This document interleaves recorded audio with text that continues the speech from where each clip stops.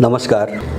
अहिले नेपालमा फेरि एकपटक नागरिकताको र नेपालमा यो कहिल्यै पनि नटुङ्गिने जो एउटा नागरिकताको जो षड्यन्त्र हो, जो समस्या हो, यो के कारणले बारम्बार चाहिँ तपाईको यो समस्याको रूपमा उठाइन्छ र यसका पछाडि के छ र यो नेपाल विरुद्धको यो खेल कहिलेदेखि सुरु भयो, यो विषयमा सबै नेपालीहरू अलिकति स्पष्ट रूपमा बुझ्न र त्यही ढङ्गले चाहिँ तपाईको सोच बनाउन एकदमै जरुरी देखा परेको छ। नेपालमा धेरै प्रकारका समस्याहरू छन् हैन। देशको अस्तित्व, यहाँको सार्वभौम सत्ता, शान्ति सुरक्षा सबै कोणबाट धेरै समस्या छन्। जस्तो विदेशीले चाहिँ देश चलाइरहेको छ, शासन चलाइरहेको छ। एसएसपी सम्झौता हामीले हेर्यौं, नेपालभित्र अमेरिकन फौज उतार्न खोजिएको छ। नेपाल एकछिन कल्पना गरौँ, भोलि कुनै विदेशीले एउटा उपनिवेश बनाउन खोज्ला। समस्या धेरै छन्, तर ती के हुनुहुन्छ भने कुनै कालखण्डको निम्ति उत्पन्न हुने समस्याहरू हुन्। जस्तो नेपाल उपनिवेश भयो भने केही समयको निम्ति हुने हो, नेपालभित्र विदेशी फौज आयो भने केही समयको निम्ति आउने हो, अथवा चाहिँ नेपालका कुनै चाहिँ अब नेपालभित्र नेपालको कुनै जमिन चाहिँ विदेशीले अतिक्रमण गर्यो भने त्यो केही समयलाई हुने हो। तर चाहिँ विदेशीहरूले नागरिकता लिए र यो देशमा आएर बसोबास गरे भनेपछि त्यो समस्या सहज ढङ्गले चाहिँ समाधान गर्न नसकिने भएर जान्छ र त्यो देशको एउटा चाहिँ तपाईको मृत्युको अथवा सार्वभौम सत्ताको विखण्डनको एउटा सबैभन्दा खतरनाक हतियार बन्छ। र नेपाल यति बेला जुन राष्ट्रिय सङ्कटको चरणबाट गुज्रिरहेको छ, अब यो सङ्कटभित्रको सबैभन्दा खतरनाक पाटो र सबैभन्दा डरलाग्दो चाहिँ समस्या भनेको नागरिकता समस्या हो। त्यसैले मेरो आफ्नो विचारमा नेपालको राष्ट्रिय सङ्कट भनेको मूलभूत रूपमा, सारभूत रूपमा नागरिकता सङ्कटै हो हैन। जस्तो नेपाललाई पुरै जो विदेशीकरण गर्ने अभियान चलिरहेको छ, यसले चाहिँ नेपालीहरूलाई अल्पमतमा पारेर कसरी विदेशको हातमा सुम्पने भन्ने एउटा ठुलो जियान धेरै पहिलेदेखि भएको छ। अब अलिकति यसको चिरफार गरौँ। यो अहिलेको प्रयास हो, यो अहिलेको उठेको कुरा हो वा यो पहिलेदेखि उठेको थियो भन्ने कुरा हामीले हेरौँ। जस्तो नागरिकता समस्या सबैतिर छन् फाटफुट रूपमा। नागरिकताबाट वञ्चित मान्छेहरू अथवा लिन नचाहेका मान्छेहरू अथवा नलिएर बसेका हेलचक्राइ गर्ने मान्छेहरू तपाईको पहाडमा पनि छन्, हिमालमा पनि छन्, तराईमा छन् हैन। अब ती मान्छेहरू जो नेपालीहरू हुन्, कुनै पनि बेला सिडिओ कार्यालयमा गएर अथवा स्थानीय प्रशासन कहाँ गएर नागरिकता लिन सक्छन्, कसैलाई रोकटोक छैन। तर मानव नागरिकता समस्या तराईको मात्रै हो हैन। यो चाहिँ तपाईको बाहिरबाट आएका मान्छेहरू मात्रै पीडित छन्, अथवा चाहिँ अर्को अर्थमा भन्यो भने मधेसी भनिने तबकालाई नागरिकता दिइँदैन भनी हौवा खडा गरेर जो एउटा चाहिँ तपाईको इन्डियनहरूलाई नागरिकता दिने प्रपञ्च नेपालमा सुरु भएको छ, यो चाहिँ साह्रै डरलाग्दो चाहिँ समस्या हो नेपालको निम्ति।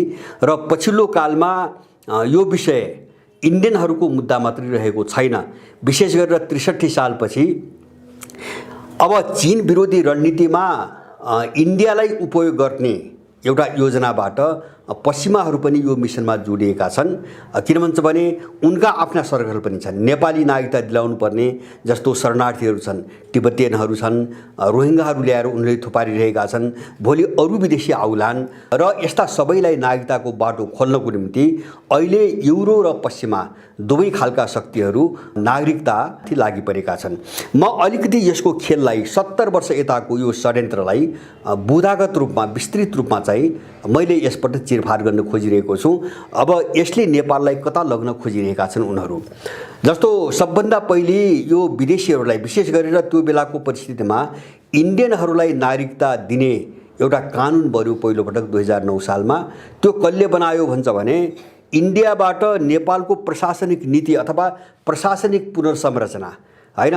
जस्तो प्रशासनिक नीतिदेखि लिएर प्रशासनिक संरचना सबै चाहिँ तयार पार्नु भनेर इन्डियाबाट एउटा कमिसन आएको थियो, बुच कमिसन भन्ने एउटा कमिसन आएको थियो। र त्यसले जो तयार पारेको प्रशासनिक नीति र संरचना हो, नेपालमा अहिलेसम्म त्यसैले काम गरिरहेको छ, त्यसमा सुधार पनि भएको छैन। त्यही बुच कमिसनले एउटा नागरिकता चाहिँ तपाईको कानुन बनायो र मन्त्री परिषदबाट पारित गर्न लगायो। त्यसमा के भनियो भन्छ भने 2007 सालपछि नेपालमा बसोबास गरेका तपाईको भारतीयहरूलाई किटान गरेर भारतीयहरूलाई नेपालको आदिवासीको नाताले वंशजको नागरिकता दिने एउटा कानुन बनायो। आदिवासीको नाताले इन्डियाबाट 7 सालपछि नेपाल छिरेका इन्डियनहरूलाई यहाँका आदिवासी हुन् भन्ने चाहिँ तपाईँको पदावली भिराएर उनलाई नागरिकता दिने एउटा कानुन बनायो मातृका कोइरालाको पालामा। त्यो दिनदेखि चाहिँ तपाईँको इन्डियनहरूलाई नागरिकता दिने यहाँ सुरु गर्यो। अब त्यसपछि त्यो ऐन 2019 सालमा राजा महेन्द्रले त्यो ऐन खारेज गरे र वंशजको नागरिकता र अङ्गीकृत नागरिकता, त्यो पनि एउटा निश्चित मापदण्डसहितको अङ्गीकृत नागरिकता बाहेक बाँकी जम्मै नागरिकता खारेज गरे र इन्डियनहरूले नागरिकता लिने चाहिँ तपाईँको बाटो बन्द भयो। अब पञ्चायत कालभरि लुकी छिपिकन अथवा पैसाले किनेर जस्तो कर्मचारीहरू किनेर फाटाफुट्ट नागरिकता लिने प्रक्रिया त चलि नै रह्यो, तर सानो सङ्ख्यामा जसरी चोरी छिपे राज्यको प्रयोग चाहिँ शक्ति प्रयोग गरेर अथवा चाहिँ कुनै मान्छेसम्म सत्तामा रहेको व्यक्तिसम्म आफ्नो पहुँच बनाएर नागरिकता किन्ने प्रक्रिया त चलि नै रह्यो फाटफुट रूपमा। तर पञ्चायत कालभरिको अवधिमा डरलाग्दो किसिमले नागरिकता वितरण गर्यो जनमत सङ्ग्रहको बेला। सूर्यबहादुर थापा जो पञ्चायती राजनीतिमा विशेष रूपमा स्पेसल्ली चाहिँ इन्डियाको निम्ति काम गर्ने एउटा कुपात्र खलपात्रको रूपमा कुख्यात थिए पहिलेदेखि, उनले के गरे भन्छ भने पञ्चायतलाई जनमत सङ्ग्रहमा जिताउने बहाना बनाएर होइन नेपालमा जति इन्डियन छन् वा त्योभन्दा पनि इन्डियाबाट इन्डियन बोलाएर उनले जनमत सङ्ग्रहको नामावलीमा लाखौँ इन्डियनहरूको नाम राखे। त्यही नामावलीलाई आधार बनाएर पछि के कानुन बनाइयो भन्छ भने जनमत सङ्ग्रहको चाहिँ नामावलीमा नाम भएका मतदाता नामावलीमा नाम भएका सबैलाई नेपाली नागरिकता दिने भनेर एउटा चाहिँ तपाईँको ऐन बनाइयो। त्यसले चाहिँ लाखौँ इन्डियनहरूलाई नागरिकता दियो। सूर्यबहादुरको त्यो खेलबाट इन्डियनहरूले लाखौँ तपाईँको उसलाई चाहिँ तपाईँको नागरिकता दिलाए। म एउटा तथ्याङ्क राख्छु, त्यो नागरिकता चाहिँ दिइसकेपछि 2037 साल जुन 6 1980 को द स्टेटमेन्ट भन्ने एउटा भारतीय पत्रिकाले अङ्ग्रेजी भाषामा निस्कने पत्रिकाले के छाप्यो भन्छ भने नेपालमा 23,87,973 जना भारतीयहरूले नेपाली नागरिकता प्राप्त गरेको एउटा रिपोर्ट छाप्यो जन्म सङ्ग्रहपछि। सूर्यबहादुरले त्यो चाहिँ एउटा जघन्य अपराध गर्यो होइन, इन्डियनहरूको एउटा चाहिँ रणनीतिमा जघन्य अपराध गर्यो। अब त्यसपछि अर्को प्रयास भयो 2052 सालमा शेरबहादुरको सरकार हुँदा उनले बनाएको महन्त ठाकुरको कार्यदलले 2047 साल कार्तिकलाई आधार वर्ष बनाएर सबै विदेशीहरूलाई नागरिकता दिनुपर्ने चाहिँ प्रस्ताव राख्यो होइन। यसको व्यापक विरोध भएका कारणले यो कार्यान्वयन हुन सकेन। शेरबहादुरको गिरोहले त्यो कोसिस गर्यो 2052 सालमा त्यो कोसिस गर्यो। अनि 2054 सालमा लोकेन्द्र बहादुर चन्दको सरकारले जितेन्द्र देवको अध्यक्षतामा एउटा नागरिकता वितरण आयोग बनायो। त्यसले अनाधिकृत रूपमा लगभग चाहिँ 35,000 इन्डियनहरूलाई चाहिँ नेपाली नागरिकता वितरण गर्यो। 35,000 व्यापक रूपमा वितरण गर्यो र अब त्यो वितरणका विरुद्धमा तपाईँको मुद्दा पर्यो र 2058 साल साउनमा सर्वोच्च अदालतले ती वितरण गरेका नागरिकताहरू रद्द गर्ने निर्णय गर्यो होइन। रद्द गर्ने निर्णय त गर्यो तर त्यो व्यवहारमा कार्यान्वयन गरिएन। जसले नेपाली नागरिकता लिए तिनले लिएको लिए भए त्यसलाई चाहिँ खोज्ने अथवा त्यसलाई खारिज गर्ने काम सरकारको तर्फबाट भएन। अनि 2057 सालमा गिरिजा सरकारको पालामा संसदको राज्य व्यवस्था समितिले नागरिकता सम्बन्धी एउटा निर्णय गरेर अर्थ विधेयकभित्र घुसाएर चाहिँ तपाईँको प्रतिनिधि सभाबाट पारित गर्ने कोसिस गर्यो। पारित पनि गर्यो र राष्ट्रिय सभाले त्यसलाई अस्वीकृत गरेर फिर्ता पठायो। त्यसपछि प्रतिनिधि सभाले फेरि चाहिँ तपाईँको चाहिँ बैठकमा राखेर त्यसलाई पारित गर्यो, दोस्रो पटक पारित गर्यो। दोस्रो पटक पारित गरिसकेपछि राष्ट्रिय सभाले त्यसलाई चेक गर्ने ठाउँ थिएन होइन। त्यो विधेयक कानुन पारित गर्यो विदेशीलाई नागरिकता दिने हिसाबले। अनि त्यसपछि त्यो चाहिँ राजा वीरेन्द्रले सर्वोच्च अदालतमा राय सुझाव माग्नको निम्ति त्यो चाहिँ पठाए। जस्तो यस्तो कानुन बनाएर विदेशीहरूलाई नागरिकता दिनु उचित हो कि होइन, त्यो संवैधानिक रूपमा ठिक छ कि छैन भनेर उनले राय मागे। राय मागेपछि सर्वोच्च अदालतले त्यसलाई असंवैधानिक घोषित गर्यो र त्यो चाहिँ त्यही तुहियो। गिरिजाको त्यो कोसिस पनि त्यही तुहियो। अब त्यसपछि अब यो चारवटा हामीले जो प्रयास गर्छौँ नि, 37 सालमा सूर्यबहादुरको पालामा जतिले लिए, त्यसपछि 52 सालमा शेरबहादुरको पालामा, 54 सालमा लोकेन्द्र बहादुर चन्द प्रधानमन्त्री र वामदेव गृहमन्त्री, वामदेव गौतम गृहमन्त्री थिए, उनको पालामा चाहिँ बाँडिएका 35,000 नागरिकता र 57 सालमा गिरिजाबाट भएको कोसिस, यो तीनटै प्रयासहरूलाई भित्रबाट चाहिँ राजाले असफल बनाएका थिए। अब कुनै चाहिँ व्यापक विरोधको माध्यम प्रयोग गरेर, कुनै सर्वोच्च अदालतबाट राय मागेर अथवा विभिन्न दबाब दिएर असफल बनाए। अब यिनको निम्ति चाहिँ तपाईँको बाटो खुल्यो 12 बुँदे समझदारीमा, हैन? अर्को आक्रमण 12 बुँदे समझदारीमा भयो। 12 बुँदे समझदारी चारवटा मुद्दामा इन्डो पश्चिमा शक्तिहरूको एउटा सहकार्यको चाहिँ तपाईँको बिन्दु हो, हैन? जस्तो माओवादी र चाहिँ संसदवादीहरूलाई सरकारमा पुर्याइदिने अथवा चाहिँ उनको हातमा चाहिँ सत्ता ल्याइदिने शर्तमा उनीहरूले विशेष गरिकन चारवटा मुद्दामा, अरू पनि धेरै छन् मुद्दा, तर विशेष गरिकन चारवटा मुद्दामा इन्डियन र पश्चिमाहरूको सहकारी थियो। जस्तो पश्चिमाहरूको मुद्दा के थियो भन्छ भने संघीयता र धर्मनिरपेक्षता। यसलाई इन्डियाले सघाउनु पर्ने, समर्थन गर्नुपर्ने। र दोस्रो इन्डियनहरूको के थियो भन्छ भने नागरिकता र तपाईँको गणतन्त्र, राजा फाल्नुपर्ने। किन भन्छ भने अब यो 3-4 पटक राजाले नागरिकता रोकेको अनुभव त उनलाई थियो। त्यसकारणले गर्दाखेरि इन्डियनहरूलाई नागरिकता दिनुपर्ने एउटा शर्त र दोस्रो चाहिँ राजतन्त्र फ्याँक्नुपर्ने।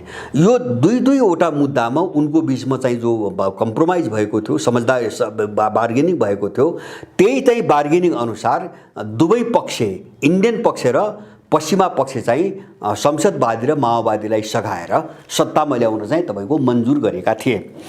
अनि त्यसपछि तर त्यो लेखिएन, समझदारीमा लेख्ने पनि कुरा थिएन।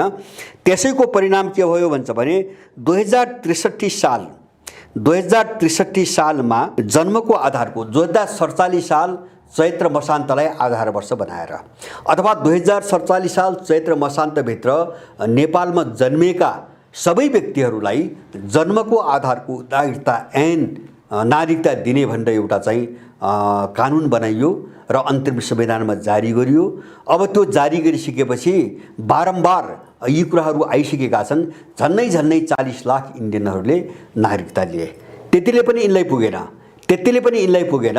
अनि चाहिँ हामीले सुनेका छौँ 2000 अब चाहिँ मैले भने 37 सालमा इन्डियन पत्रिकाले निकालेको 23 लाख झनै 24 लाख चाहिँ नागरिकता इन्डियनलाई दिएको नागरिकता।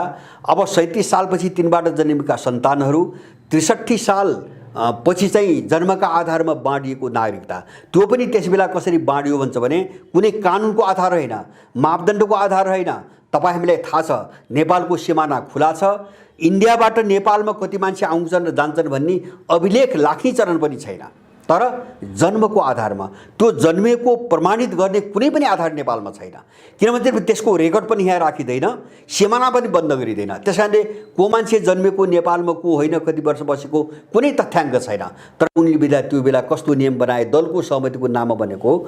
यिनी दलका जस्तो काङ्ग्रेस, एमाले, माओवादी र मधेसवादीहरू मध्ये कुनै 3 जना व्यक्तिले होइन सिफारिस गरेका जम्मैलाई नेपाली नागरिकता दिने, त्यो आधारमा त्यो बेला नागरिकता बाँडियो जन्मको आधारको। यिनीहरूले चाहिँ तपाईँको कोटा बाँडे, कुन दलले कति चाहिँ सिफारिस गर्न पाउने भनेर कोटा बाँडे। मन परी तपाईँको इन्डियन बोलाएर पनि दिए, यहाँ बसेका इन्डियनलाई पनि दिए। सीमावर्ती चाहिँ इन्डियन बजारहरूमा 500 रुपियाँमा तपाईँको नेपाली नागरिकताहरू बेचिए र झन्नै 40 लाख इन्डियनले त्यो चाहिँ 1.5 वर्षको अवधिमा चाहिँ नेपाली नागरिकता लिए। त्यसपछि 68 साल भदौमा हैन 68 साल भदौमा बाबुरामको सरकारको मन्त्री परिषदले जो 63 सालपछि जन्मको आधारको नागरिकता लिएका विदेशी छन्, विशेष गरिकन इन्डियनहरू, तिनका सन्तानलाई वंशजको नागरिकता दिने, तिनका सन्तानलाई जन्मको आधारको नागरिकता लिएका इन्डियनहरूका सन्तानलाई वंशजको नागरिकता दिने भनेर एउटा चाहिँ तपाईँको आदेश जारी गर्यो। मन्त्री परिषदबाट आदेश जारी गर्यो। त्यो बेला चाहिँ गृहमन्त्री सायद विजय कुमार गच्छेदार थिए। अब अनि त्यो गृह मन्त्रालयले त्यही क्याबिनेटको निर्णयअनुसार देशभरिका सिडिओ कार्यालयहरूलाई अब त्यो जन्मको आधारमा नागरिकता लिएका विदेशीहरूका सन्तानलाई वंशजको नागरिकता दिने भन्ने एउटा आदेश जारी गर्यो। त्यो बेला धेरै चर्चामा आयो। झापाको सिडिओले त्यो काम गर्ने इन्कार गरे। इन्कार गरेपछि उनलाई त्यहाँबाट जबरजस्ती सरुवा पनि गरियो। त्यो निकै चर्चित त्यो घटना थियो। तर यो निर्णय चाहिँ सर्वोच्चबाट रोकियो। सर्वोच्चमा मुद्दा परेपछि यो निर्णय रोक्यो, यसको कुनै कानुनी आधार थिएन। अनि चाहिँ तपाईँको हामी कहाँ आउँछौँ त भन्छ भने, अब मैले भने 2037 सालपछि व्यापक रूपमा 63 साल र त्यस पछाडि तपाईँको जति नागरिकता दिए त्यसैको परिणाम 72 सालमा संविधान जारी हुँदा जो इन्डियाले त्यो बेला नाकाबन्दी लगाएको पनि हामीलाई थाहा छ। त्यसपछि उनले हाम्रा कुराहरू राखेनन् भनेर जो नागरिकतालाई एकदमै खोकुलो बनाएर चाहिँ पुरै इन्डियनहरू जति आउँछन् उनलाई नागरिकता दिलाउन कोसिस गरेका थिए। त्यो भएन भनेर उनले सुषमा स्वराज त्यसबेला चाहिँ इन्डियाको विदेश मन्त्री उनले के भनेका थिइन् भने यहाँका मान्छेहरू दलालहरूसँगको भेटघाटमा हामीलाई नेपालमा बसोबास गर्ने 1 करोड भारतीयहरूको भविष्यको बारेमा चिन्ता छ हैन, किन नेपालको संविधानले यिनीहरूलाई सम्बोधन गर्नुपर्छ। हामीलाई 1 करोड शब्द नै उनले आफ्नो मुखबाट किटान गरेकी थिइन्। यसबाट पनि के बुझिन्छ भन्छ भने इन्डियनहरू 1 करोड इन्डियनहरूले नेपालको नागरिकता लिइसकेका छन्। उनीहरू त्यो रणनीतिमा आए। अनि 72 सालको संविधान चाहिँ तपाईँको बन्ने बेला एउटा प्रावधान के राख्यो, 68 सालमा बाबुरामले जो कोसिस गरे जन्मको आधारमा नागरिकता लिएका विदेशीका सन्तानलाई वंशजको नागरिकता दिने भनेर जुन आदेश जारी गरेका थिए त्यसलाई चाहिँ संविधानमा हालियो। र संविधानमा के लेख्यो भन्छ भने 63 सालपछि जन्मको आधारको नागरिकता लिएका हैन सबै चाहिँ विदेशीहरूका सन्तानलाई वंशजको नागरिकता दिने भन्न भन्यो। र त्यो समय खिचेर 2072 सम्म ल्याइयो हैन। जस्तो 72 सालसम्म, जस्तो मैले भने 47 साल चैत्र मसान्तलाई आधार वर्ष बनाइएको थियो। तपाईको चाहिँ अन्तरिम के अरे चाहिँ यो संविधान जारी हुने बेला त्यो समय सीमालाई चाहिँ तानेर तपाईको 72 साल ल्याइयो हैन। अब 72 साल ल्याइयो। अब यसरी चाहिँ तपाईको नागरिकतामाथि बारम्बार आक्रमण भइरहेको छ। अब यहाँ अलिकति म चाहिँ यो प्रसङ्गलाई यो खतरालाई कहाँ जोड चाहन्छु भने यही रणनीति अपनाएर जस्तो धाक धम्की दबाब एउटा कमजोर देश भएको नाताले विभिन्न हत्कण्डा अपनाएर के अरे चाहिँ तमिलनाडु इन्डियाको तमिलनाडुबाट गएर जो श्रीलङ्कामा काम गर्न गएका तमिलहरू हुन्, तमिलहरूलाई लाखौँलाई नागरिकता दिलायो र तिनै तमिलहरूलाई प्रयोग गरेर उनले चाहिँ 30 वर्ष गृहयुद्ध गरायो। यद्यपि पछाडि त्यही तमिलसँग लडाइँ भयो इन्डियाको हैन, त्यही कारणले राजीव गान्धी पनि मारिनु पर्यो। तर एलटिटिई गठन गरेर श्रीलङ्कामा चाहिँ गृहयुद्ध उठाउने र उत्तर पूर्वी श्रीलङ्कालाई स्वतन्त्र राष्ट्र बनाउने जो अभियान एलटिटीले चलायो त्यसका पछाडि सबै इन्डियाले काम गरेको थियो। सुरुदेखि उसले त्यो मद्दत गर्यो र किन श्रीलङ्कालाई टुक्र्याएर त्यसको एउटा चाहिँ महत्त्वपूर्ण भूभाग कब्जा गर्नको निम्ति त्यसले चाहिँ 30 वर्ष श्रीलङ्कालाई गृहयुद्धमा फसायो। यस्तै खेल तपाईको फिजीमा भयो। फिजी एउटा सानो देश हैन, अब एउटा दक्षिणी प्रशान्त क्षेत्रमा पूर्वतिर रहेको एउटा सानो देश। अब त्यहाँ चाहिँ व्यापार गर्न गएका सारा इन्डियनहरूलाई नागरिकता बनाउनको निम्ति दबाब दिएर धम्काएर लाखौँको सङ्ख्याका भारतीयहरूलाई फिजीकरण गर्यो, फिजीको नागरिकता दिलायो। र अन्तिममा के भयो भन्छ भने झनै जनसङ्ख्या नै इन्डियनहरूको बढी हुने स्थिति आयो। जबकि फिजी भनेको इन्डियाबाट हजारौँ किलोमिटर टाढाको देश हो हैन, अस्ट्रेलियाभन्दा पनि पूर्वतिरको दक्षिणी प्रशान्त क्षेत्रको देश हो, पूर्व उत्तरतिरको।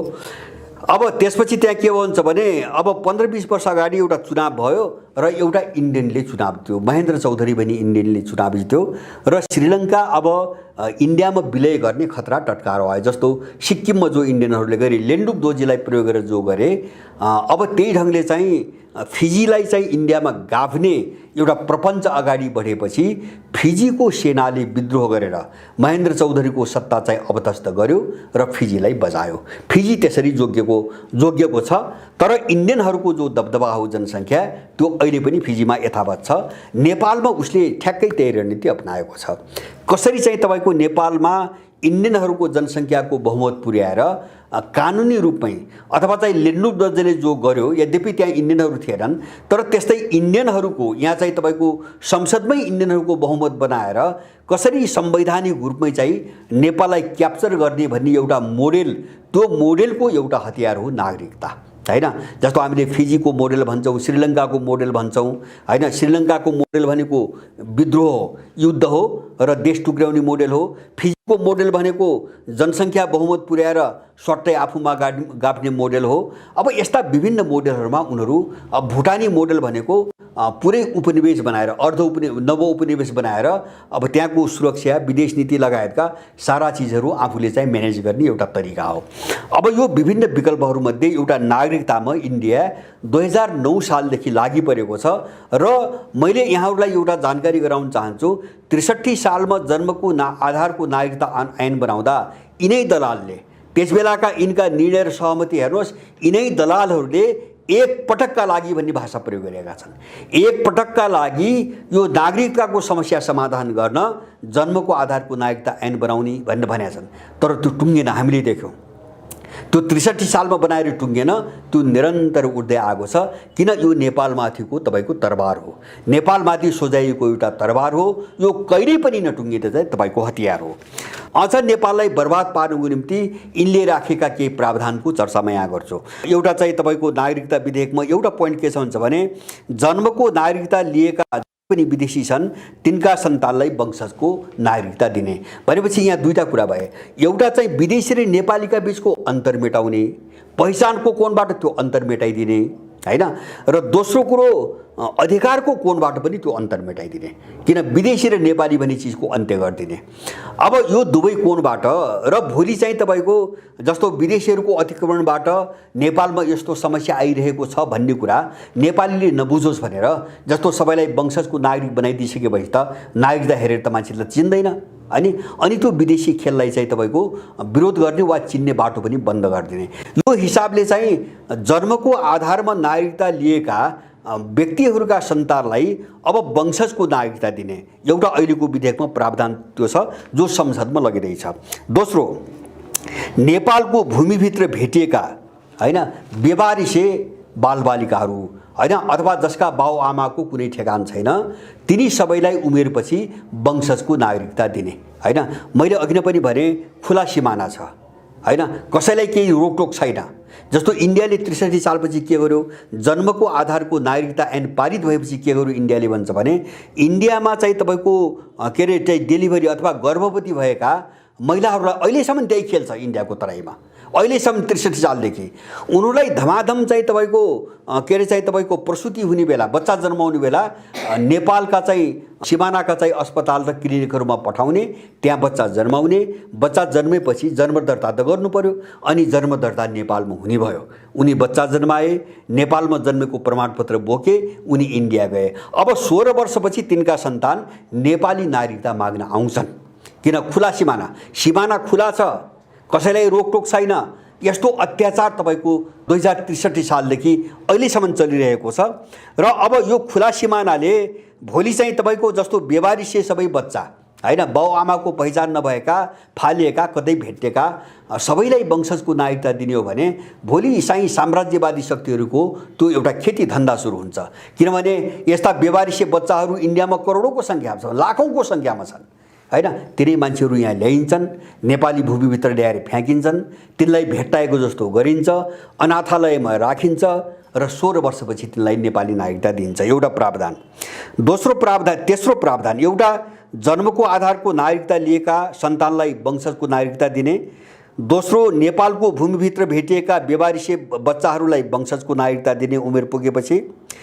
तेस्रो चाहिँ विदेशी बाबुबाट जन्मिएका अहिले कुनै विदेशीबाट महिला नेपाली छ, बाउ विदेशी छ, अहिले विदेशी छ, बच्चा जन्मिँदा विदेशी छ, तर त्यो विदेशीले भोलि नेपाली नागरिकता लियो भने त्यसका सन्तानलाई पनि वंशजको नागरिकता दिने भने बाउ विदेशी भए पनि अब उसले वंशजको नागरिकता पाउने।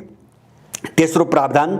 चौथो, नेपालको नागरिकता लिएका 2 जनाले सिफारिस गरेका व्यक्तिहरूलाई नागरिकता दिने। मैले अघि नै भने 63 सालपछि 3 जनाको सिफारिस भनिएको थियो, अब अहिले त्यो घटाएर 2 जना माने 2 जना कुनै स्थानीय प्रतिनिधि भनेको छ हैन, स्थानीय चाहिँ चुनावबाट जितेका कुनै 2 जना प्रतिनिधिले सिफारिस गरेको कुनै पनि व्यक्तिलाई नेपालको नागरिकता दिने। अनि मैले भने त्यो स्थानीय निकायमा चाहिँ सयौँको सङ्ख्यामा इन्डियनहरूले जितिसकेका छन् जो 63 सालपछि चाहिँ तपाईँको नेपाली नागरिकताले उनको 2 जनाको सिफारिसमा नेपालको नागरिकता दिने।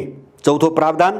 पाँचौँ प्रावधान, विदेशी महिलालाई विवाह गर्ने बित्तिकै नागरिकता दिने हैन, जो अहिले सबभन्दा ठुलो विवादको विषय छ यहाँ, हैन। जस्तो कुनै विदेशी महिलाले नेपाली पुरुषसँग बिहा गर्यो अनि उसले बिहा गरेको भोलिपल्टै नेपाली नागरिकता पाउनुपर्ने, हैन। जस्तो कुनै पनि देशमा, संसारमा कुनै पनि देशमा छैन यस्तो प्रावधान, हैन। एउटा समयसम्म बस्नुपर्छ, एउटा अवधिसम्म परीक्षण हुनुपर्छ, तर तुरुन्तै त्यसलाई चाहिँ तपाईँको नागरिकता दिनुपर्ने भन्ने एउटा प्रावधान छ। 6औं प्रावधान के छ भन्छ भने बाबुको पहिचान नभएको, हैन। जस्तो कुनै चाहिँ महिलाबाट कुनै बच्चा जन्मियो र महिलाले के भन्यो भन्छ भने यसको बाउको पत्तो छैन, हैन भन्ने उसले घोषणा गरी, उसले सो घोषणाको आधारमा भन्यो, आमाले गरेको सो घोषणाको आधारमा के घोषणा, यसको बाबुको कुनै पत्तो छैन अथवा मैले यसको बाबु चिन्दिनँ, पहिचान छैन भने अब त्यस्तो सन्तानलाई उसको आमाको सो घोषणाको आधारमा वंशजको नागरिकता दिने, हैन। यिनी प्रावधान राखेर अहिले कानुन बनाउनु खोजिएको छ। अब यो 6औं प्रावधान कति डरलाग्दो छ भन्छ भने अब बच्चा जन्माउने महिलाको चाहिँ लोग्नेको पहिचान चाहिँ हुँदैन भनेको के, हैन। पहिले यिनी अनैतिक मान्छेहरूलाई हामी यो प्रश्न सोधौँ, हैन। जसको बच्चा चाहिँ बोक्छ आइमाईले अनि त्यो लोग्ने मान्छे पनि थाहा नहुने भनेको के भनेपछि यसले धेरैतिर हानिरहेको छ। यसले के हानिरहेको छ भन्छ भने जस्तो मैले एकपटक उठाएको थिएँ यो प्रावधान तपाईँको जस्तो एमसीसीसँग जोडिएका यस्ता धेरै प्रावधान छन्, हैन। जस्तो एमसीसीमा कहाँ जोडेको छ भन्छ भने एमसीसी परियोजनासँग सम्बन्धित व्यक्तिहरूले गरेका कुनै पनि अपराध, हत्या होस् वा चाहिँ बलात्कार, कुनै पनि अपराधमा नेपालको कानुन आकर्षित हुँदैन र नेपालले त्यस्तो व्यक्तिमाथि मुद्दा चलाउनु वा गिरफ्तार गर्न सक्दैन भन्ने सम्बन्धका कुराहरू छन्। माने अब भोलि त्यो खेती सुरु हुन्छ। हामीले देशको संवेदनशीलता हामीले बुझेका छौँ। जस्तो राज्यले नियोजित रूपमा यहाँबाट सारा पुरुष विदेशी निकालिरहेको छ बेरोजगार बनाएर, हैन। राज्यको एउटा नीति नै बनेको छ त्यो योजनाबद्ध रूपमा निकाल्ने, गाउँघरमा सबै महिलाहरू मात्रै छन्, हैन। यो सबै चिजलाई हेरिकन उनले यो कानुन ल्याइरहेका छन्। कसरी नेपाली महिलाहरूलाई अधिकतम रूपमा विदेशीको गर्भ बोकाउने र बाबुको पहिचान छैन, किन भन्छ भने बाबुको पहिचान त हुँदैन, त्यो गलत ढङ्गले चाहिँ गर्भ बोकिन उसले विवाह गरेको त हुँदैन, विवाह नगरेपछि गलत ढङ्गले बोकेको गर्भलाई फल्नाको हो भन्ने उसले स्वीकार गर्न सक्ने अवस्था त हुँदैन। तिनी सबै सन्तानलाई वंशजको नागरिकता दिने र एक खालले नेपालको जो वंश परम्परा हो, जो कुल परम्परा हो, यसलाई पनि समाप्त पार्ने, हैन। नेपालको जनसङ्ख्यालाई, नेपालको वंश परम्परालाई पुरै चाहिँ वर्ण सङ्कर बनाउने र तपाईँको हाम्रा संस्कार संस्कृति सभ्यताहरू सबै चाहिँ समाप्त पार्ने डिजाइनमा यो कानुन आएको छ। र यसले के भन्छ भने बाबुको पहिचान नभएको आइमाईले सो घोषणा गर्न पाउने भनिसकेपछि यसले आम नेपालीहरूलाई बजारको वेश्या बनाउन प्रेरित गरिरहेको छ र महिलाहरूलाई वेश्याका रूपमा परिभाषित गरिरहेको छ। र यसका पछाडि चाहिँ एनजिओले पालेका केही दुश्चरित्रका आइमाईहरू निकै सक्रिय छन्, हैन। दुष्प्रवृत्तिका आइमाईहरू निकै सक्रिय भएर लागिरहेका छन्। अब यी प्रावधान राखेर नेपाललाई पुरै विदेशी जनसङ्ख्याको एउटा खेल मैदान बनाउने गरी अब त्यहाँ चाहिँ संशोधन सानातिना कुराहरू के, जस्तो अघिल्लो पटक कानुनले जो संविधानमा राखिएका वा त्यसको आधारमा बनेका कानुनमा भएका केही शब्दहरूलाई चाहिँ संशोधन गरेको छ।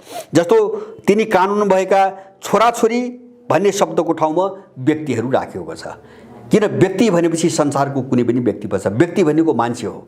छोराछोरी भनेको निश्चित अर्थ दिन्छ, कसको हो भन्ने हुन्छ, व्यक्ति भनेपछि कहाँको हो भन्ने कुरा हुँदैन, संसारको कहीँको पनि हुन्छ, हैन। जस्तो जन्मको आधारको नागरिकता ऐन बनाउँदाखेरि नेपालमा जन्मेका, हैन, नेपाली भनिएको छैन, त्यहाँ नेपालमा जन्मेका व्यक्ति भनेको छ। व्यक्ति भनेपछि संसारको कुनै पनि ठाउँको मान्छे पर्छ, त्यसरी शब्दमा खेलेका छन् यिनीहरू। को एउटा संशोधन नेपालमा जन्म भई भन्ने प्रावधान त्यो कानुनमा, त्यसलाई पनि हटाएको छ। र मलाई लाग्छ यो नेपालमा पनि जन्मनु परेन। अब जस्तो यहाँबाट कुनै आइमाई चाहिँ विदेश गयो, उतैतिर गर्भ बोक्यो, बच्चा जन्मायो, त्यो नेपालमा जन्मेको पनि हुँदैन, उसको बाबुको पहिचान पनि हुँदैन, हैन। किनभने ऊ त आफ्नो देशमा बस्छ, बिहा गरेको पनि होइन। त्यस्ताका सन्तान विदेशबाट बोकेर ल्याउने र तिनलाई नेपालको नागरिकता दिने, यसको निम्ति नेपालमा जन्म भई अथवा नेपालमा जन्मेको हुनुपर्ने भन्ने जो कानुनी प्रावधान थियो त्यसलाई पनि यो विधेयकबाट हटाइएको छ। अब त्यसपछि अर्को चाहिँ अघिल्लो कानुनमा, अहिलेसम्म भएको कानुनमा जन्मको आधारले नागरिकता 3 किसिमबाट, एउटा वंशजको आधारले, एउटा अङ्गीकृतको आधारले र अर्को जन्मको आधारले 3वटा श्रेणीमा वर्गीकरण गरिएको थियो। अहिले संशोधन विधेयकमा जन्मको आधारले भन्ने शब्द हटाइएको छ भने अबको यहाँ के गर्न खोजेको छ भन्छ भने यहाँ चाहिँ जन्मको आधारले नागरिकता लिएका मान्छे अब छैनन्, अबदेखि त्यो गर्न खोजिँदैछ भनेपछि कुनै पनि विदेशीले नेपालमा नागरिकता लिएको छैन अथवा चाहिँ यो विदेशी र त्यो नेपाली भन्ने चाहिँ तपाईको अब अन्तर छुट्याउन सक्ने अवस्था रहेन। त्यसकारणले यिनीहरूले जन्मको आधारले भनेर जो एउटा कानुनी प्रावधान थियो त्यो शब्दलाई, त्यो वाक्यांशलाई यिनले चाहिँ हटाएका छन्। अब यसको परिणाम मैले भन्छु 2063 सालसम्म आउँदा हैन, जस्तो 63 सालको अन्तरिम संविधान जारी हुँदासम्म नउठाइएका केही मुद्दाहरू म राख्छु। नागरिकता पछाडि इन्डियनहरूको कति खतरनाक खेल र त्यसमा अहिले पश्चिमाहरू पनि जोडिए, म यो पाटोलाई अलिकति पछि उठाउँछु। इन्डियनहरू कति डरलाग्दो खेल खेलिरहेका छन् भन्ने कुरा पाटो बुझ्नको निम्ति म एउटा कुरा उठाउँछु। जस्तो यो नागरिकता ऐन बनेर संविधानमा, अन्तरिम संविधानमा सामेल गरिन्छ कि गरिँदैन र त्यो चाहिँ कानुनमा अगाडि जान्छ कि जाँदैन भन्ने कुरा स्पष्ट नहुँदासम्म नउठाइएका र त्यो ऐन जारी भइसकेपछि सडकमा आएर चाहिँ तपाईको लागू गरेका के प्रावधान, जस्तो 63 साल यो ऐन बनेपछि इन्डियन दूतावासमा मधेसी मोर्चाको बैठक बोलाएर एउटा निर्णय गरियो। त्यो बेला 64 साल थियो, नेपालको सेनाभित्र 10,000 मधेसीहरू मात्रै रहेको एउटा बटालियन गठन गर्नुपर्छ। यो इन्डियन दूतावासभित्र भएको निर्णय हो र त्यो बैठकमा उपस्थिति इन्डियन राजदूतको छ। त्यो बेला इन्डियन राजदूतको उपस्थितिमा भएको बैठक हो। माने यो बटालियनको कन्सेप्ट माग किन उठायो मधेसवादी मोर्चाबाट भन्छ भने अब यो 10,000 को बटालियन भनेको इन्डियन बटालियन हो जसलाई जन्मको आधारमा उनीहरूले नागरिकता दिलाएका थिए। त्यसको बटालियन बनाउने एउटा चाहिँ तपाईको वितरणा यहाँ सुरु भयो, यद्यपि त्यो सफल भएन। दोस्रो, समान जनसङ्ख्याका आधारमा निर्वाचन क्षेत्र निर्धारण गर्ने, त्योभन्दा अगाडि थिएन। तब जब चाहिँ नागरिकता ऐन जन्मको पारित भयो, अब त्यसले चाहिँ इन्डियनलाई चाहिँ नागरिकता दिने बाटो खोलेपछि अब तराईमा जति जनसङ्ख्या बढ्छ त्यो त इन्डियनकै बढ्छ। अब व्यापक रूपमा सिमाना खुला छ। त्यसपछि बरोबरी जनसङ्ख्याका आधारमा निर्वाचन क्षेत्र निर्धारण गर्ने चाहिँ तपाईको मुद्दा उठ्यो सडकमा। गिरिजाप्रसाद कोइरालाले त्यसमा सहमति गर्यो र पछि चाहिँ तपाईको कानुन संशोधन गरेर समान जनसङ्ख्याका आधारमा निर्वाचन क्षेत्र चाहिँ तपाईको निर्धारण गर्यो। त्यसैको परिणाम के भयो भन्छ भने दोस्रो पटकको संविधान सभाको चुनाव हुने बेला तराईमा मात्रै जम्मा लगभग चाहिँ 35वटा, मलाई लाग्छ देशभरि 35वटा निर्वाचन क्षेत्र बढेका थिए 63 सालपछि। तीमध्ये 28वटा तराईमा मात्रै बढेका थिए। 35वटा मध्ये 28वटा तराईमा मात्रै बढेका थिए। किन भन्छ भने तराईमा 40 लाख इन्डियनले नागरिकता लिइसकेको छ। अब उसको जनसङ्ख्या बढेपछि त्यो अनुसार बढेको जनसङ्ख्या अनुसार निर्वाचन क्षेत्र बढाउँदा त निर्वाचन क्षेत्र त बढ्ने भए। यसरी जनसङ्ख्या बढाउने, विदेशीको जनसङ्ख्या बढाउने अनि जनसङ्ख्या आधारमा निर्वाचन क्षेत्र तय गर्ने भन्ने, निर्वाचन क्षेत्र पनि बढाउने। अब भोलि के हुने भयो भन्छ भने मानुस 10-15 वर्षपछि के भन्छ भने अहिले सुषमा स्वराजले 1 करोड चाहिँ भारतीय छन् भनेर उनले आफ्नो मुखबाट बोलिसकेकी छन्। मानव 10 वर्षपछि भारतीयहरूको सङ्ख्या 2 करोड पुग्छ। त्यसपछि अब निर्वाचन क्षेत्र बढ्दै जाने हो भने नेपालको संसदमा इन्डियनहरूको अटोमेटिकल्ली बहुमत हुन्छ। हो इन्डियनहरूको खेल त्यहाँ छ। र अब निर्वाचन क्षेत्र बढाएर अब त्यो प्रतिनिधित्वको सङ्ख्या पनि बढाउने, नेपालको व्यवस्थापिका कब्जा गर्ने र संवैधानिक रूपमा सबै फैसला त्यहीबाट गर्ने, यो खेलबाट चाहिँ यो नागरिकता विधेयक अगाडि बढेको छ। जन्मको आधारको नागरिकता ऐन पनि यो कोणबाट आएको हो। यो एउटा मुद्दा उठ्यो यो ऐन पारित भएपछि। अनि संघीयता र आत्मनिर्णयको अधिकार पनि जन्मको आधारको नागरिकता ऐन पारित भएपछि मात्रै उठेको हो, त्योभन्दा अगाडि होइन। हामीले यो राम्रो बुझौँ। जस्तो धेरै मान्छेलाई भ्रम हुनसक्छ यो त दलहरूको एजेन्डा हो, यो त चाहिँ 61-62 सालको दलीय आन्दोलनको एजेन्डा हो, सबै झुट हो। यो मुद्दा जन्मको आधारको नागरिकता ऐन अन्तरिम संविधानमा हालिसकेपछि उपेन्द्र यादव नेतृत्वको त्यो बेलाको फोरमले हैन त्यो ऐन चाहिँ सार्वजनिक भएको झन्डै 1 महिनापछि सडकमा उठाएको मुद्दा हो आन्दोलन मार्फत। अनि त्यहाँ एउटा सहमति गरियो र चाहिँ संहितालाई स्थापित गरियो। संहिता त 63 सालको संविधान जारी भइसकेपछि त्यो संविधान संशोधन गरेर थपिएको मुद्दा हो, सुरुमै संविधानमा आएको मुद्दा होइन। अनि त्यही बेला चाहिँ त्यसपछि एक मध्य प्रदेशको मुद्दा उठ्यो। मेचीदेखि महाकालीसम्म एउटै मध्य प्रदेश बनाउने मुद्दा उठ्यो। यो पनि त्यही जन्मको आधारको नागरिकता ऐनलाई हेरिकन उठाइएको मुद्दा हो। अब यहाँनिर चाहिँ हामीले बुझ्नुपर्ने, जस्तो अहिले पश्चिमाहरूको त्यसमा चाहिँ सहकारी कहाँ हो त भन्छ भने पश्चिमाहरूका दुईटा स्वार्थ छन्। इन्डियनहरूसँग यो नागरिकता मुद्दामा मिलेर नेपाल विरुद्ध चाहिँ तपाईँ आक्रमणका दुईटा कारण छन्। एउटा कारण उनलाई पनि केही तपाईँलाई नागरिकता दिलाउनु छ नेपालको जन्मको आधारमा, हैन? कसलाई दिलाउँछ? उनलाई तिब्बतीहरूलाई दिलाउँछ। अस्ति भर्खरै चाहिँ अमेरिकाको उपमन्त्री आइन्, उनले उठाइन्, उनलाई चाहिँ नागरिक सरह एउटा पहिचान हुने परिचय पत्र चाहिन्छ भनेर अस्ति भर्खरै उठाएर गइन्। यो पिपीको चाहिँ तपाईँको भन्दा थोरै अगाडि, पत्र सार्वजनिक हुनुभन्दा थोरै अगाडि एउटा चाहिँ जस्तो भुटानीहरू, उनीहरूले धमाधम रोहिङ्गाहरू ल्याउँदैछन्, भोलि अरू ल्याउँछन्।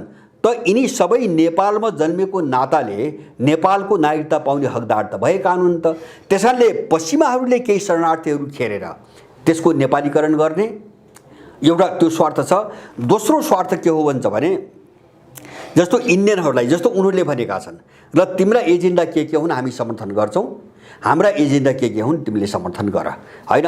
अब त्यो उनको दुईटा शक्तिको एउटा मिलनको एउटा बिन्दु के हो भन्छ भने चीनको विरोध। जस्तो स्वतन्त्र तिब्बतको मुद्दामा उनको सहकारी भएको छ, हैन? एउटा चाहिँ आफ्ना चाहिँ सरोकारका विदेशीहरूलाई नागरिकता दिने, दोस्रो चाहिँ चीन विरोधी मुद्दामा चाहिँ तपाईँको एक ठाउँमा उभिने। किन त्यो मुद्दा इन्डियनहरूको पनि हो, हैन? चीनलाई कमजोर बनाउने पश्चिमाहरूको त मुख्य रणनीति नै हो। अब यसमा चाहिँ पश्चिमाहरूले चाहिँ सहकारी गरिरहेका छन् इन्डियनसँग। त्यसकारणले नागरिकताको अहिलेको मुद्दा, जस्तो यो पछिल्लो कालमा मैले भने यो विधेयक आउँदा योभन्दा अगाडि त्यति देखिँदैन, स्पष्ट रूपमा देखिँदैन, तर यो विधेयक यसरी प्रस्तुत गरियो कि जो चाहिँ पश्चिमासँग सम्बन्धित एजेन्डाहरू यहाँ धेरै घुसेका छन् अहिले। जस्तो अब त्यो पश्चिमा एजेन्डा कहाँ हुन् भन्छ भने बाबुको पहिचान नभएका अथवा उसको आमाले यसको बाबुको चाहिँ पत्तो छैन, म चिन्दिनँ, अथवा चाहिँ यसको ठेगाना थाहा छैन भनेर, तर यिनी मेरा सन्तान हुन्, मेरा बच्चा हुन् भनी सो घोषणा गरी भने त्यसका सन्तानलाई वंशजको नागरिकता दिने भनी यो एजेन्डा विशेष गरिकन एनजिओहरूसँग जोडिएको मुद्दा हो, हैन? किनभने यो खेल खेल्न पश्चिमाहरूले एउटा ठुलो डिजाइन बनाइरहेका छन्, हैन? नेपालको महिलाहरूलाई कसरी मिसयुज दुरुपयोग गरेर समाप्त पार्ने भन्ने एउटा मिसनमा उनीहरू, जस्तो चाहिँ तपाईँको विदेशी बाउबाट जन्मेका र पछि त्यो विदेशी बाउले नागरिकता लिएको खण्डमा चाहिँ त्यसका सन्तानलाई वंशजको नागरिकता दिने भन्ने मुद्दा पनि धेरै सो पश्चिमाहरूसँग जोडिएको मुद्दा हो। किन यहाँ एनजिओ आइएनजिओबाट धेरै महिलाहरू उनीहरूले विदेश लग्छन्, घुमाउँछन्, राख्छन्, हैन? त्यहाँ राख्छन्, पेट भोकाउँछन् आदि इत्यादि, यस्ता धेरै घटना छन् नेपालमा। अहिले पनि यिनी पार्टीका वरिपरि ठुल्ठुला नेत्री भनाउँदाहरू, हैन? विदेश जाने, एनजिओको तर्फबाट विदेश घुम्न जाने, पेट बोक्ने आउने र बच्चा पाउने। अब यो समस्यामा धेरै चाहिँ महिलाहरू यहाँ ग्रसित छन्। अब त्यो समस्यालाई समाधान गर्नुको निम्ति उठाइएको मुद्दा हो यो। मलाई के लाग्छ भन्छ भने यो विधेयकको पक्षमा मात्रै हैन कि तपाईको विदेशीहरूको जनसङ्ख्या यसरी नेपालमा बढाएर जो देश सक्ने रणनीतिमा बढिरहेका छन्, यी अपराधीहरूलाई यदि कुनै नेपाली हो भने ठाउँको ठाउँ नै मारिदिने एउटा सङ्कल्प गर्नुपर्छ, हैन? देश बचाउनेहरूको कुनै पनि बाटो छैन। जस्तो मैले अघि नै भने, जस्तो इजरायलको एउटा उदाहरण हो। मैले श्रीलङ्काको अलिकति कुरा अघि नै गरिसकेँ। अब त्यहाँको तामिल श्रीलङ्काको निम्ति सधैँभरिको समस्या भयो, सधैँभरिको। त्यसबाट श्रीलङ्का अब उम्किनै सक्दैन, हैन? अहिले त दबायो, एलटिटीलाई दबायो, तर त्यो तामिल त कुनै पनि बेला भोलि त्यही गर्छ, हैन? जस्तो फिजीको इन्डियन सधैँको निम्ति फिजीको घाँटीमा तरबार भयो। त्यो मात्र हैन, म तपाईलाई एउटा उदाहरण दिउँ इजरायलको।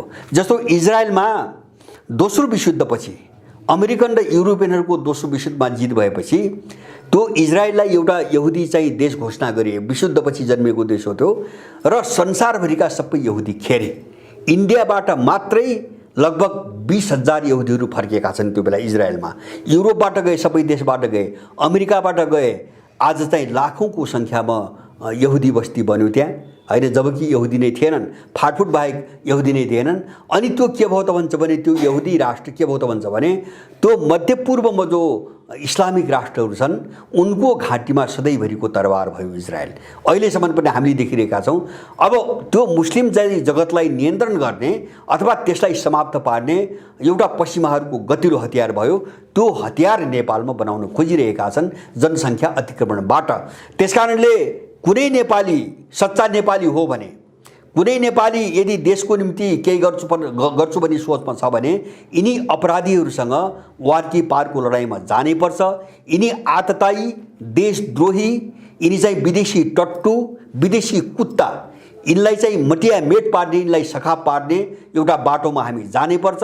त्यति मात्रै होइन, मेरो यहाँहरू सबैलाई अनुरोध के छ भने दलहरूको भ्रष्टाचार, स्वेच्छाचारिता, दण्डहीनतालाई विरोध गरेको चाहिँ स्वाङ पारेर यस्ता मुद्दाहरूमा नबोल्ने जो वैकल्पिक शक्तिको नाममा खेल्न खोजिरहेका छन् त्यस्ता दुष्टहरूलाई पनि ठाउँको ठाउँमै चाहिँ उठ्न नदी चाहिँ समाप्त पार्नुपर्छ। किन भन्छ भने सबै पुख्या छ, कोही दलको नाममा, कोही वैकल्पिकको नाममा, कोही स्वतन्त्रको नाममा, हैन। यो सबै अत्याचारलाई चाहिँ जोगाइराख्ने, अगाडि बढाइराख्ने, नबोल्ने, तर एकअर्कालाई गाली गरेर बरु पपुलिस्ट बन्न खोज्ने, लोकप्रिय बन्न खोज्ने, मत बटुल्ने र नेपाललाई फेरि अर्को कोणबाट चाहिँ एउटा धरापमा जाग्दिने यस्तो खालको षड्यन्त्र नेपालमा फेरि तीव्र बनेको छ। यसप्रति हामी सबै होशियार हौं र यो नागरिकता ऐनको विरुद्धमा हामीले विश्वव्यापी रूपमा एउटा अभियान चलाउन सकेनौं भने हाम्रो देश ठूलो दुर्घटनामा पर्छ। मेरो सबै नेपालीहरूसँग छ विनम्र अनुरोध छ सबैसँग, हामी यो मुद्दामा अत्यन्तै गम्भीर भएर अगाडि बढ्ने कोसिस गरौँ। हस्, धन्यवाद।